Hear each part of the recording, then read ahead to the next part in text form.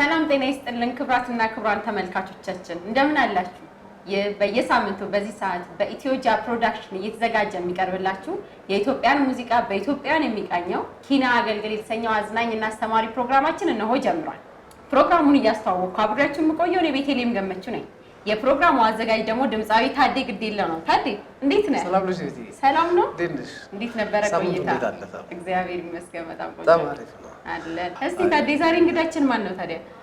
የዛሬ እንግዳችን ወጣት ከያኒ ነው። መልከ መልካም በባህሪው በሙያው ስሙት የሆነ ልጅ ዋሽንት ተጫዋች ድምጻዊ ነው።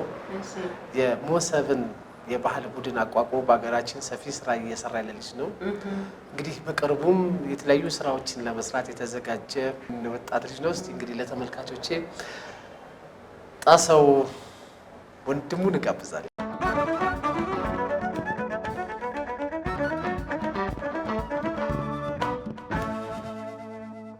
እሺ ጣሰው እንኳን በሰላም መጣህ። እንኳን በደህና ቆያችሁኝ። በእውነት ጥሪያችንን አክብረህ እዚህ ድረስ መጥተህ ለኢንተርቪው ፈቃደኛ ሆነ ስለመጣ እጅግ በጣም አድርገን እናመሰግናለን።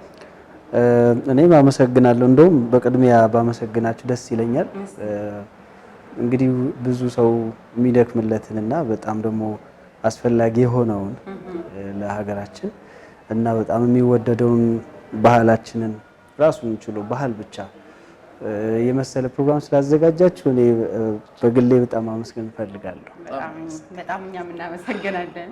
እና ወደ ጨዋታችን እንመለስና እሺ መቼ ሙዚቃ ጀመርክ? ሙዚቃ እንግዲህ ረጅም ጊዜ ነው። እኔ ተወልጄ ያደግኩት ገጠር ውስጥ ነው። ገጠር ነውና የት ነው ገጠር? ጎጃም ደብረ ማርቆስ የሚባል ከተማ ወረድ ብሎ እስከ ቀበሌ ላስተዋውቅ እንዴ? አይ ደብረ ማርቆስ ከተማ ናት። እኔ ገጠር አይደለችም። በዙሪያው አሉ እና ጎዛመን ወረዳ ይባላል። የኛ ትንሽ ቆለ ጭምት የሚባል ወረዳ ውስጥ ጭምት የሚባል ቀበሌ ውስጥ ነው። ጎዛመን የሚባል የገበሬ ማህበረሰብ ያለ እዛ ውስጥ ነው ያደግኩት እና እዛ አካባቢ ዋሽንት በጣም ይታወቃል። ባህል ነው። አንድ ልጅ እረኛ ሆኖ ከከብቶች ጋር ሲወጣ ብዙ ዋሽንት ያያልና ልክ ከዱላ ጋር ዋሽንቷ ትወጣለች። እኔም እንደሱ ነው የጀመርኩት በዛ በረኛነት ወቅት ማለት ነው። አባቴ ይጫወታል፣ ታላቅ ወንድሞቼ ይጫወታሉ። አሁን ግን እኔ እበልጣቸዋለሁ። አዎ በጣም አንተማ እኔ ቀጠልኩበትና ያው ሙያ ሆነ ማለት ነው። ወደ አዲስ አበባ መች ነው ታዲያ የመጣከው? አዲስ አበባ እንግዲህ 2001 2000 አካባቢ። አሁን በቅርብ ነው፣ ቅርብ ጊዜ ነው አዲስ አበባ ከመጣ ነው። 2000 ማለት 10 ዓመት ለነገሩ። አዎ ከመጣሁ በኋላ እዚህ ሀገር ወደ 3 ዓመት ሌላ ስራ ነበር የምሰራው፣ ግን ሙዚቃውን በጎን እያስሄድኩኝ ከዛ በኋላ እንግዲህ ወደ 7-8 ዓመት በደንብ ከባንድ ጋር እየሰራሁ ነው ማለት ነው። ከዋሽንት እየታሳል ወጣ ጎጃም ስትል የፍቅር እስከ መቃብር ዋሽንት ነፊ ዮሐንስ አፈወርቅን ያየ እንዳደግ እርግጠኛ ነኝ። እየሰማሁ ያየሁት እዚህ ከመጣሁ በኋላ ነው። በነገራችን ላይ ከሱ ጋር የተዋወቅንበት መንገድ የሚገርም ነው። ዋሽንቷን እንዳልከው በጣም ወደዋለሁ። የሱ የሚጫወታትን ዋሽንትና እኔ ዋሽንት እዚህ ልክ አዲስ አበባ ከገባሁ በኋላ እሱን ለማስመሰል ዋሽንት ተጫወትኩና ቀረጽኩት እና የስልኬ መጥሪያ ነበረ እና አቡ ገብሬ ዋሽንት ተጫዋቹ እሱን ላገኝ ቀጥሮኝ ሀገር ፍቅር ሄድኩኝና ከዛ አቡን እየጠበቅኩ ስልኬ ጠራ እና የፍቅር እስከ መቃብር ምናምን ነው የሆነ ሰውዬ ብድግ አለና ይሄን ዋሽንት ይሄን የተጫወተውን ሰውዬ ዋሽንት ተጫዋቹን ታውቀዋለህ አለኝ። በስም አውቀዋለሁ በአካል አላውቀውም። ጋሽ ዮሐንስ አፈወርቅ ይባላል። ይሄንን ግን እኔ ነኝ የተጫወትኩት አስመስዬ አልኩት። እንተዋወቅ እኔ ነኝ ዮሐንስ አፈወርቅ አለኝ። ከዛ ትንሽ የተሳሳትኳት ነበረች። የተሳሳትኳትን አስተካከለኝ። በሁለት አይነት ዋሽንት ነው የተጫወተው።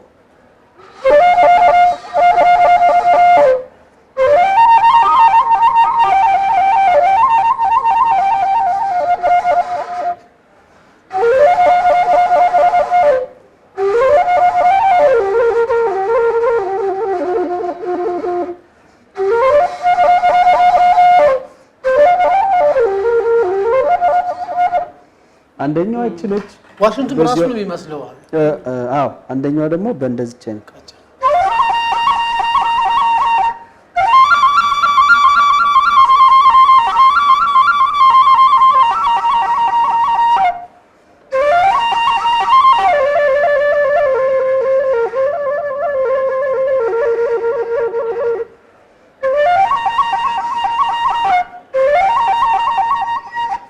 እንግዲህ እቺን ነው እሱ የተጫወታት አስተካከለኝ። በዚሁ አጋጣሚ ባለፈው አመት ነው ያረፈው። እንግዲህ ለሱም ማስታወሻ በዚሁ አጋጣሚ ይሁንልኝ። በጣም ጎበዝ ዋሽንት ተጫዋች ነበር። የሚገርም ነው። በዚሁ አጋጣሚ እንግዲህ ነፍስ ይማር ብለናል። ከዚህኛው መሳሪያ ውጭ ሌላ የምትጫወተው ባህላዊ መሳሪያ አለ? ክራር እጫወታለሁ። ሰው ፊት የማይወጣ ለራሴ በግል ትንሽ ሞክራለሁ።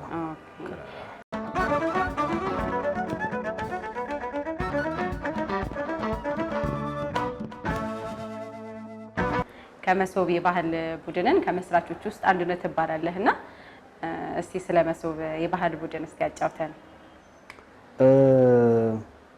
መሶብ እንግዲህ አሁን እኔ በጣም ደስ ብሎኝና የምፈልገውን ነገር ደስ ብሎ በጣም በትጋት እየሰራንበት ያለ ባንድ ነው። የመሰረትኩት እኔው ነኝ። ያው ሀሳቡን አመጣሁኝ። ሰርከስ እንተዋወቅ ነበር ከጓደኞቼ ጋር አሁን ካሉት ሙዚቀኞች ጋር ማለት ነው የመሶብ አባላት ጋር እና ሀሳቡን አመጣሁኝና እኔ ሌላውን ጉዳይ ጉድ ላለሁ እናንተ ቢያንስ ሙዚቃው ላይ ጥሩ ነገር መስራ የሚል ሀሳብ አመጣን። ይሄን ሀሳብ ሰጠሁኝ። አብዛኛውን ስራ እኔ ነበርኩ በመስረታ ወቅት የሰራሁት። ተመሰረተ። ከዛ በኋላ እንደ ሙዚቀኛ ያስፈልግ ነበር እንደዚህ አይነት። ምክንያቱም አንዳንዴ ሙዚቀኛ እንግዲህ ተሰጥኦ አለው፣ ፍላጎት አለው። ደግሞ እንደኛ ሀገር ደግሞ ሰፊ ሙዚቃ ያለን ሀገር ነው እና ያንን ለመስራት ነፃ መሆን ያስፈልጋል። የራስ ዓላማ የራስ ፍላጎት ያስፈልጋል። እሱን ለመስራት ደግሞ ማንም አለቃ የሌለህ በስሜትና በፍላጎት የምትመራ ባንድ መሆን ያስፈልግ ነበር። እሱን ያደረግነው ምክንያቱም ቲያትር ቤት ብትሄድ ምናልባት ታዲያ ታውቀዋለህ። ቲያትር ቤት ብትሄድ የቲያትር ቤቱ የሆነ ዓላማ አይደል? የመንግስትን ዓላማ ምናልባት የንቅናቄ ስራ ነው የምትሰራው። ክለብ ደግሞ ስትሄድ ምግብ እንዴት ምን አይነት ሙዚቃ በምን አይነት መንገድ ብንሄድ ምግብ ይሸጥልናል፣ ገበያ ይኖረናል ነው እንጂ የሙዚቀኛው ስሜት ፈጽሞ አይታሰብም። ስለዚህ በራሳችን ይሄንን አቋቋምንና ጥሩ እየሰራን ያለ ነው። ብሔራዊ ቲያትር ሰርቻለሁ 1-2 አመት። ግን እንዳልኩ የፈለግከውን ነገር ለመስራት ግዴታ ታዛዥ ትሆናለህ። ሙዚቃ ደግሞ ታዘ ይሄን ትንሽ የሚከብድ ይመስለኛል ሳስበው። አዎ ከዚሁ ሳትወጣ እኔ 1-2-3 ዝግጅታችሁን አይቻለሁ። ሆቴልም አዳራሽም ሂልተን ከጋሽ ማሙድ ጋርም ሰርታችኋል። እንደውም ብዙ ጊዜ ጋሽ ማሙድ ከባህል ጋር አይሰራም ምናምን በሚል ሌላ ነገር ተፈጥሮ ነበር። እናንተ ጋር ግን ሳይሆን ግን ጋሽ ማሙድን እውነትም በቃ ሀገራችን ተለውጣለች፣ የሰው የሙዚቃ አሳሰብ ተቀይሯል ያስብ። ከዛ መቀጠል ግን ለሌላውም እንደዚህ ለሚሰሩ ልጆች አሪያ እንድትሆኑ ልትነግሩልኝ የምፈልገው ለተመልካቾቼ ዲስፕሊን ናችሁ። አወቃቀሩን እንዴት እንደሆነ ብትገልጸው ነው። በዚህ ላይ ደግሞ ሁሉም ነገን ነው የሚያስበው። እዛ ስራ ላይ ሳይሆን በቲቪም ሳያችሁ በሶሻል ሚዲያ የእናንተን በደንብ ነው የምከታተለው። አሰባሰቡ እንዴት ነው? አወቃቀሩ ቋሚ ደሞዝ ነው በራሳችሁ ወይስ በሚገኘው? መጀመሪያ አካባቢ እኔ ብዙ ቦታ እሰራለሁ። ከመሶብ ውጪ ማገኘው ገቢ አለ ትንሽም ብትሆን። ከራሴ እንትንል ነበረ። ለምሳሌ ለባንዱ የሆነ ነገር አረጋለሁ፣ ወጪ ኮንሰርት ሲኖርን ከጎደለ አረጋለሁ። ከዛ በኋላ ግን ባንዱ ማግኘት ሲጀምር እኩል ነው የምናዋጥ። ለምሳሌ የባንዱ ገቢ ላይ በአንድ ቀን 50 ሺህ ብር ከሰራን 25ቱን ልናስቀምጥ እንችላለን። ስናስቀምጥ የሆነ አካውንት ከፍተን ምናምን አይደለም። እሱም ለግሩፕ ሲሆን ሌላ የገንዘብ ሀሳብ እንዳይኖር የሆነ እንደዚህ አይነት ለባንዱ የሚጠቅም ነገር እንሰራለን። ስለዚህ ይሄን ያክል ብር ከዛሬው ክፍያችን ተወስዷል የሚል ዜና አበስራቸዋለሁ እኔና። ግን ያምኑበታል። ሁሉም የራሳቸው ዓላማ ዲሲፕሊን እንዳልከው ቅድም ስላለ ከተመሰረተ 7 አመቱ ነው። 7 አመት ሙሉ ይሄንን ስንሰራ ነበር። ግን አሁን ከ2-3 አመት በኋላ ነው መሶብ የታወቀው ማለት ይቻላል። እስከዛ ግን እንዳልከው የዲሲፕሊን ጉዳይ አለ፣ የሙዚቃ መብሰል ጉዳይ አለ። እሱን እየሰራን ነበረ እና ደግሞ ከኛ በፊት የነበሩ ባህል ሙዚቀኞች ባንዶች በምን መንገድ ሄዱ ጥናትም እናደርጋለን። በግል በራሳችን በትንሽዬ ጥናት ትልቁ ጥናት እንደሚባለው አይደለም፣ ግን እነሱ ምን ድረስ ሄዱ፣ ምን አይነት ችሎታ አላቸው፣ ግን የባህል ሙዚቃው ደግሞ ምን ደረጃ መሄድ ነበረበት፣ አቅሙስ ምን ድረስ ነው የሚለውን በጣም እናወራለን፣ እንወያያለን። በጣም እንደ ስብሰባ በለው በቃ ስለ ሙዚቃው ምን ይሁን እናወራለን። ሀሳቦች ይነሳሉ፣ የሆነ ሰው ሀሳብ ያመጣል። እሱን እያደረግን እዚህ ደረስን ማለት ነው። ሌላው ግን ቅድም ያልከው የጋሽ ማህሙድን ያነሳው በጣም አሪፍ ነጥብ አነስተሃል። ለምሳሌ ባህል ሙዚቃን የኢትዮጵያ ሕዝብ ወይም ደግሞ ፌመስ ዘፋኞች የምንላቸው ታዋቂ ዘፋኞች እንዴት ያዩታል የሚለው ነገር በጣም ወሳኝ ነገር ይመስለኛል። በጣም ለባህል ሙዚቃው አስተዋጽኦ ያደረጉ ዘፋኞች እንዳሉ ሆነው ግን ደግሞ በባህል ሙዚቃ የነገዱበት አሉ። ለምሳሌ ክራር፣ ዋሽንት ይዘፍናሉ ስለ ክራር፣ ስለ ዋሽንት ግን ደፍረው ግን እስቲ አልበም ስራ ብትለው ደፍሮ አይሰራም። በፍጹም አያረጉትም። ነጠላ ዜማ በሙሉ ባህል ስራ ብትለው አይሰራም። በቃ ተደበስብሳ የምትሰማ ዋሽንትና ክራር ይከታሉ ሁሉም። ስለ ክራር ስለ ዋሽንት እየዘፈኑ አይደፍሩትም። መነገጃ ግን ነው ማለት ነው። እና እሱን መስበር አለብን። ምናልባት ሰርቶ ያላሳያቸው ሰው ስለሌለ ሊሆን ይችላል ይመስለኛል።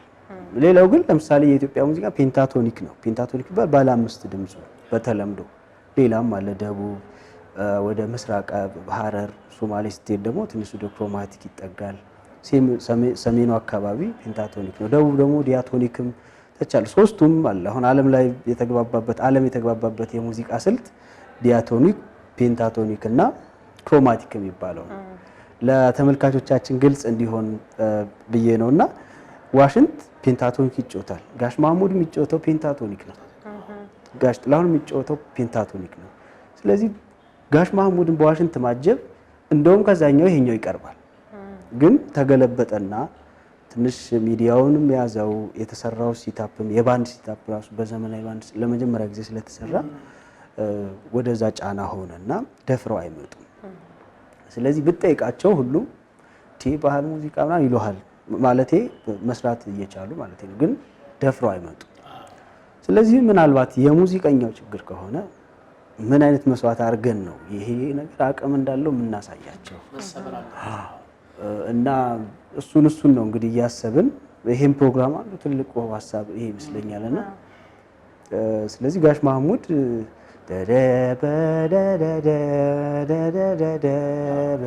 ይሄ በቃ በዋሽንት በማሲንቆ በጣም የሚያምር ነው የሚሆነው።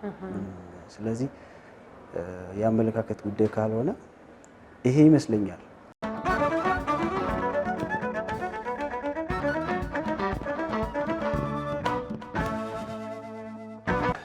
በጣም ጥሩ ጣሴ።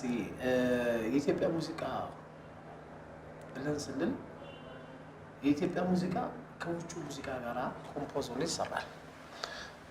ውጮች ሲመጡ የነሱ መሳሪያ ቁጣል፣ ሳክሱን፣ ቤዙን፣ ሊዱን፣ ኪቦርዱን የኛን ሙዚቃ እንደባህ የባህል ሙዚቃ ብለው ነው የሚሉት ወይስ የኢትዮጵያ ሙዚቃ? የኢትዮጵያ ሙዚቃ መሳሪያ ነው የሚሉት። እንግዲህ ስንጫወት ስኬል ይመርጣሉ። ቅድም ያልኩ ነው። ለምሳሌ ፔንታቶኒክ የኢትዮጵያ ብቻ አይደለም ባለ 5 የሚባለው።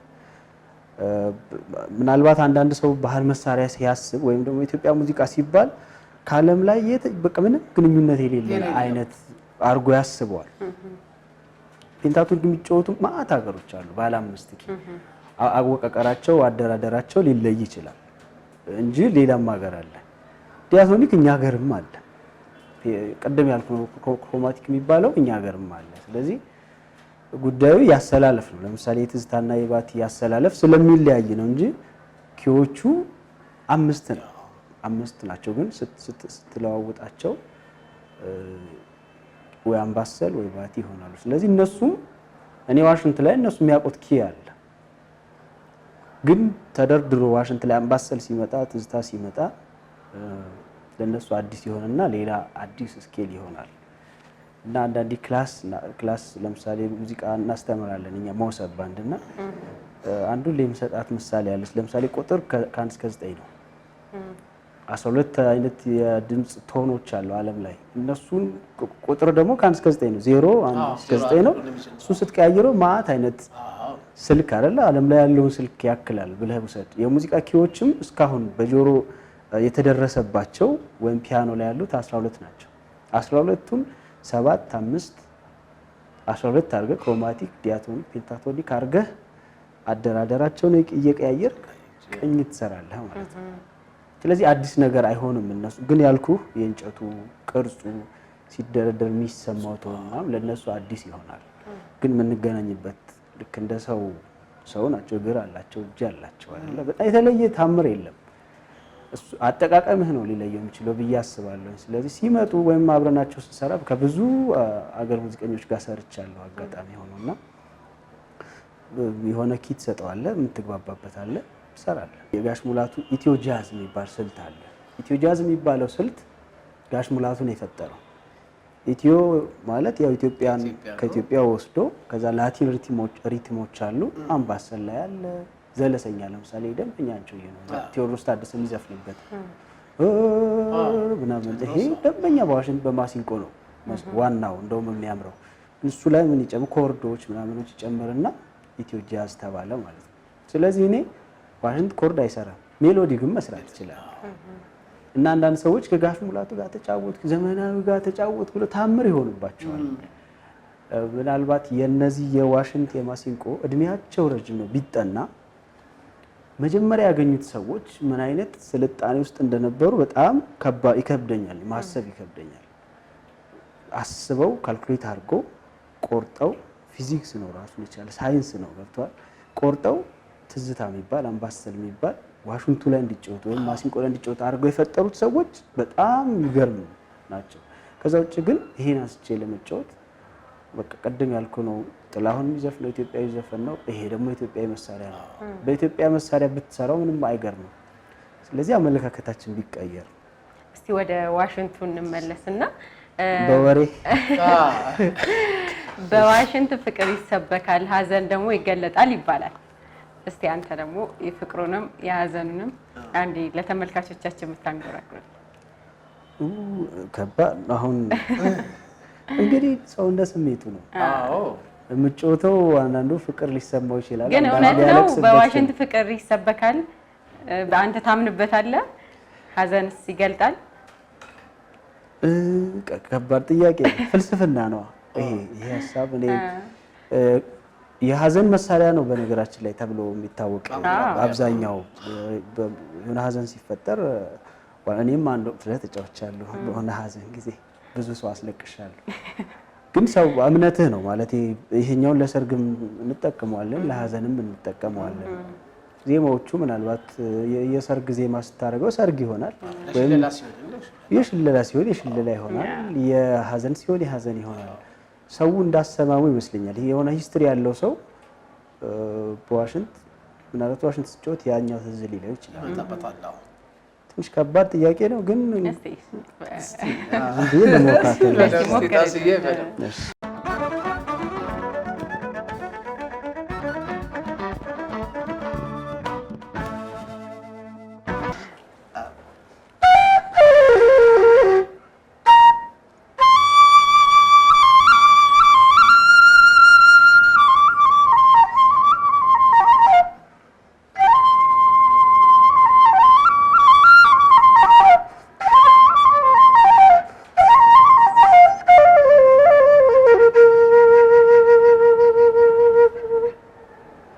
ተሰማ?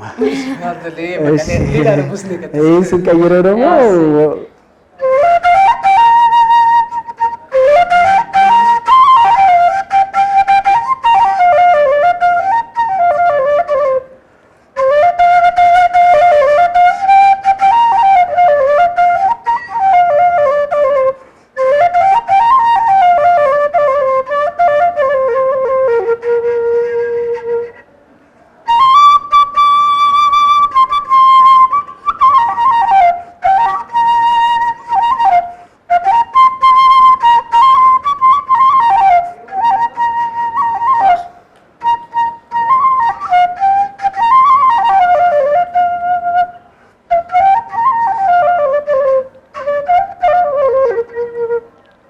በጣም ግሩም ነው።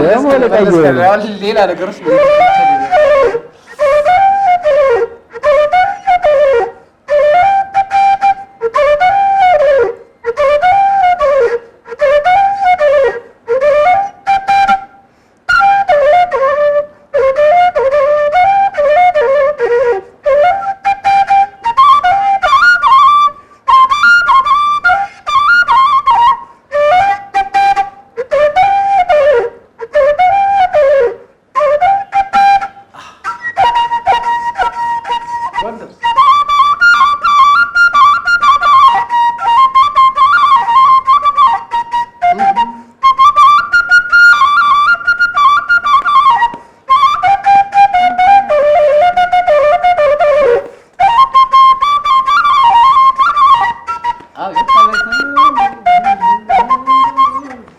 ይሄው ነው እንግዲህ።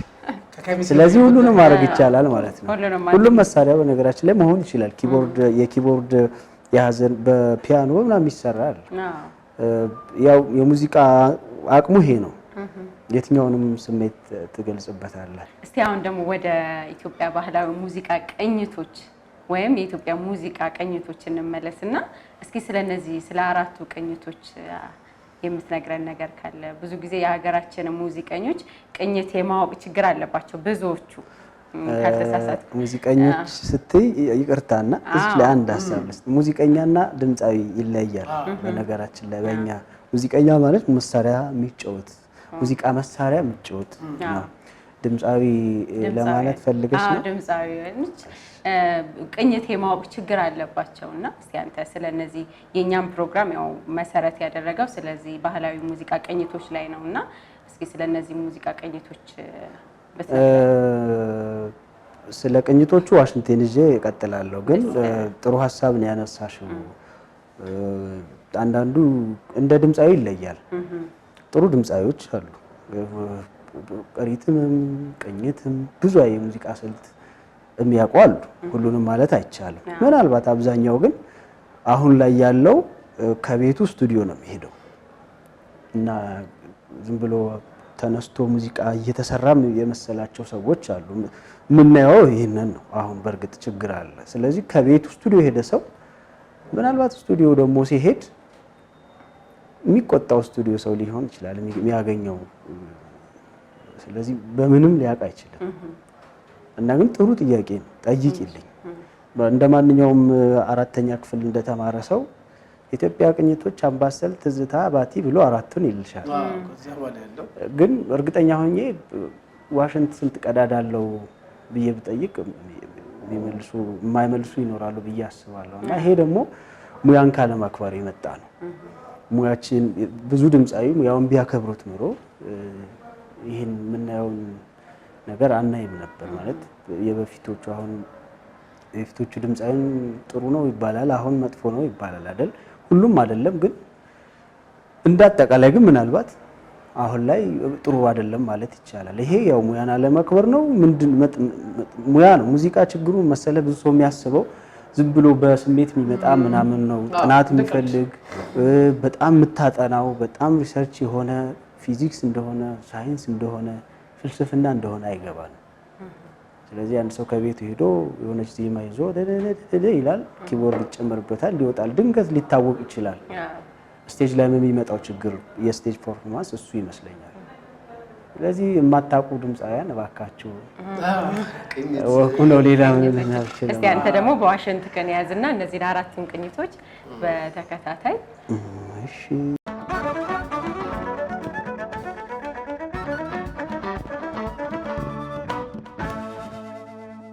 እሺ ከትዝታ ልጀምርላችሁና ትዝታ እንግዲህ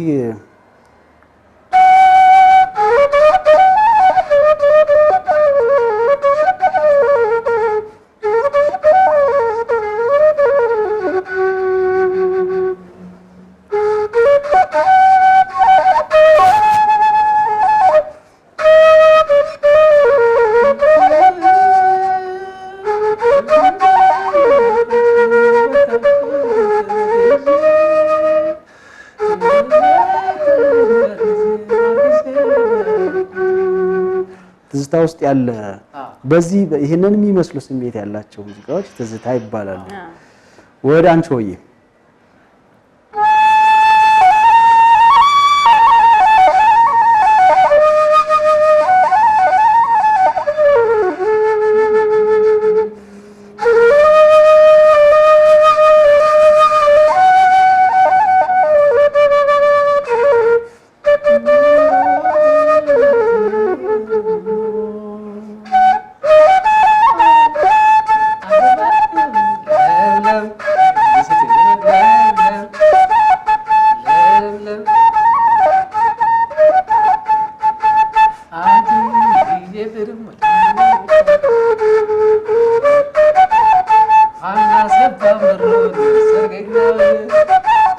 እያሉ እንግዲህ ይሄ አንቺ ሆዬ ነው። ባቲ ደግሞ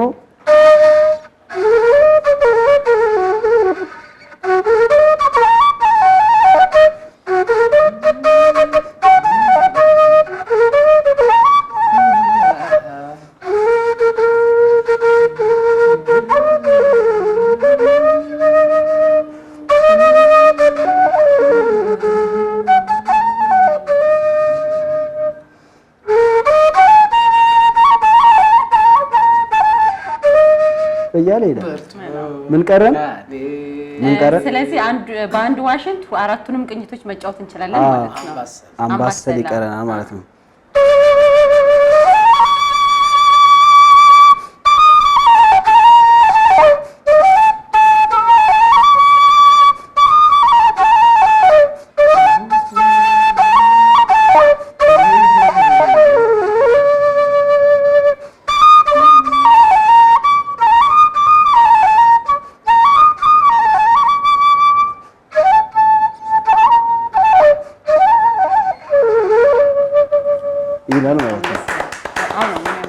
ስለዚህ ትልቁ ያው ችግራችን የራሳችንን ጉዳይ ያለ ማክበር ነው እንጂ አሁን እኔ በፊት አንድ ዋሽንት አንድ ቅኝት ብቻ ነው የሚችለው የሚባል ወሬ ይወራል። ውሸት ነው። ስለዚህ ጥሩ ነገር ነው ያለን። ስለዚህ በአንድ ዋሽንት አራቱንም ባህላዊ ቅኝቶችን መጫወት እንችላለን ማለት ነው። ለዚህ ነው ዋሽንትን የሰሩት ሰዎች ትልቅ ሳይንቲስት ናቸው ያልኳችሁ ቅድም። ከባድ ነው ይሄን ማግኘት። እኔ አንዳንዴ ሳስበው በጣም በስልጣኔያችን ጊዜ የተሰሩ ይመስለኛል። በእነ አክሱም በእነ ላሊበላ ምናምን ይሄ በደንብ ኢትዮጵያ ትልቅ አያቶቻችን ክብር ምስጋና ይገባቸው። በደንብ ስለኛ ለተውልን በጣም ደስ ይላል። እውነት ነው። አንተ ወጣት ነህ፣ የባህላዊ ሙዚቃ መሳሪያ ተጫዋች ነው። እንደውም ዜማም እንደምትሞክር ሰምቻለሁና እስቲ ሰዎች ምን ይሉሃል? በተለይ ሙዚቃ መሳሪያ ተጫዋች በመሆነ ዋሽንት ላይ ደግሞ መሰረት አድርገ መንቀሳቀስ ምን አይነት አስተያየት ታገኛለህ ከሰዎች?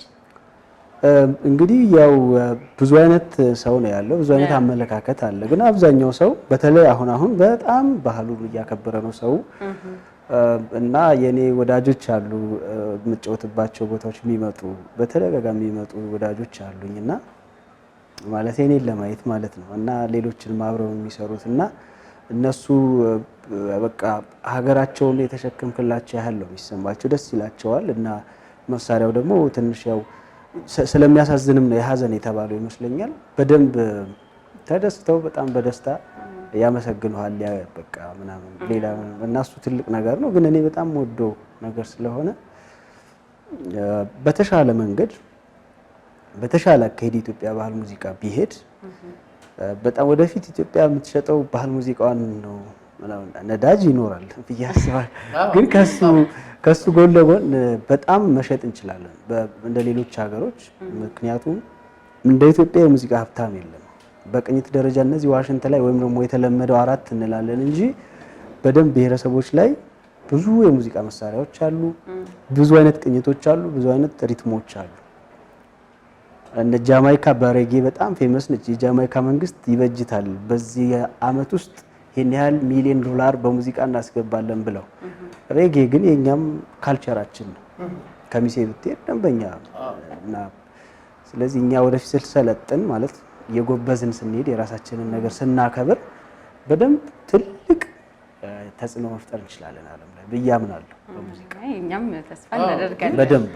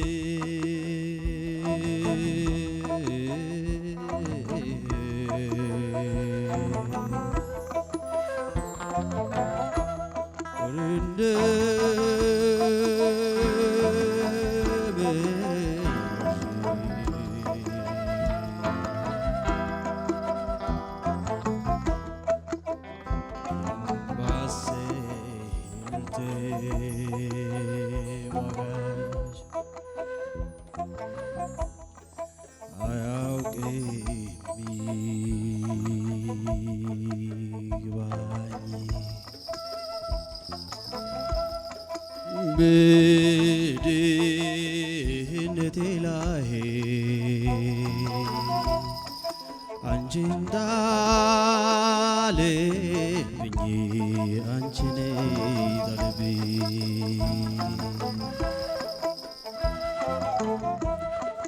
የው ዘመድ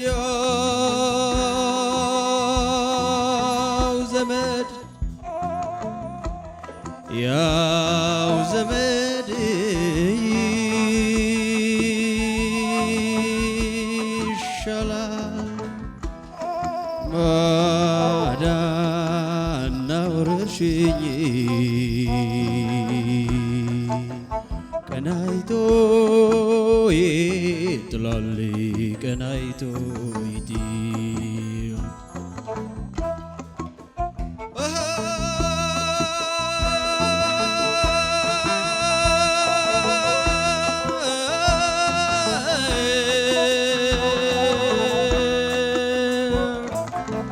አምባሰል ደመና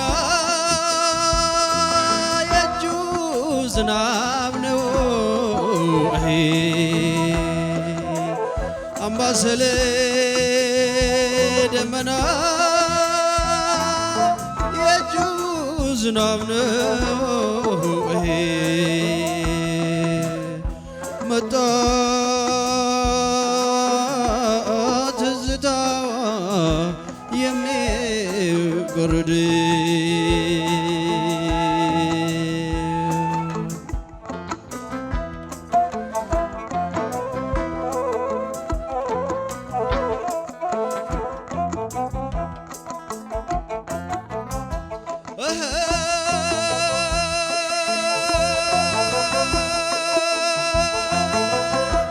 አምባሰል ማርቆራጭ ይወርዳል በገመድ የአምባሰል ማርቆራጭ ይወርዳል በገመድ አደራ ቢሰጡት ይበላሉ ዘመድ እናና እንደምነሽ እናና እንደነሽ እናና እንዴት ነሽ እናና እንደነሽ እንደምን አለሽ አመሰግናለሁ